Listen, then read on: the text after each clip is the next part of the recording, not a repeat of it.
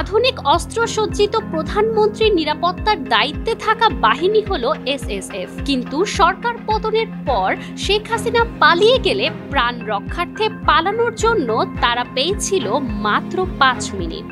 সর্বাধুনিক অস্ত্রে সজ্জিত এই বাহিনী সার্বক্ষণিক নিরাপত্তা বলয়ের ভিতরে থাকতেন প্রধানমন্ত্রী, রাষ্ট্রপতির মতো ভিভিআইপিরা।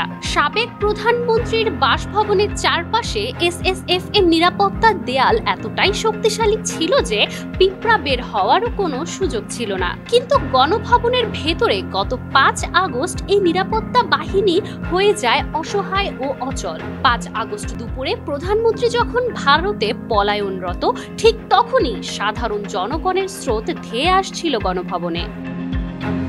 তখনও গণভবনে assault rifle, sniper rifle, flash bang grenade এর মতো ঝুঁকিপূর্ণ অস্ত্র দ্বারা সজ্জিত ছিল এসএসএফ বাহিনী। কিন্তু ফুটন্ত আগ্নেয়গিরির মতো আসা প্রতিবাদী জনতার সামনে এসএসএফ এর অস্ত্র বারুদ হয়ে যায় বরফ গলা পানি। গণভবনে দায়িত্ব পালন করা এসএসএফ এর ৬ জন সদস্যই পড়ে যান মৃত্যু ঝুঁকিতে। তারা ভুগতে থাকেন অনিরাপত্তায়। ভীত সন্ত্রস্ত হয়ে পড়ে বাংলাদেশের সর্বশক্তিশালী এই বাহিনী।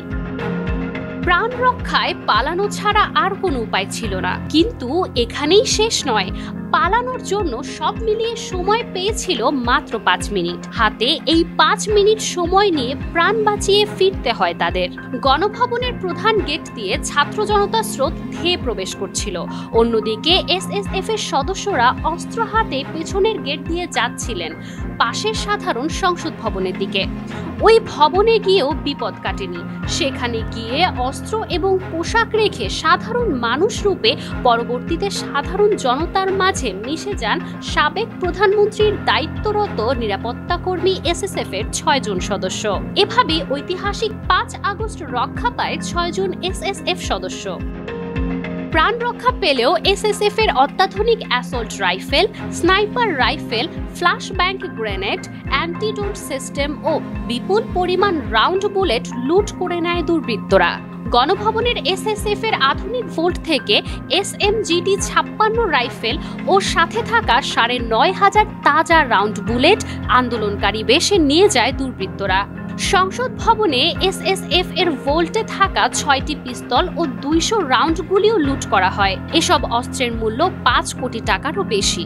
ক্ষয়ক্ষতি নিয়ে একটি তদন্ত কমিটি গঠন করা হয়েছে, যারা পরবর্তীতে গণভবন ও জাতীয় সংসদ ভবন পরিদর্শন করে হারানো অস্ত্রের তালিকা গঠন করেছে এবং তদন্ত কার্য চালিয়ে যাওয়ার সিদ্ধান্ত নিয়েছে। তদন্তের সাথে জড়িত সংশ্লিষ্টরা জানিয়েছে, এসএসএফ এর এই হারানো অস্ত্রের সন্ধান পাওয়া না গেলে নাশকতা আরো বাড়তে পারে।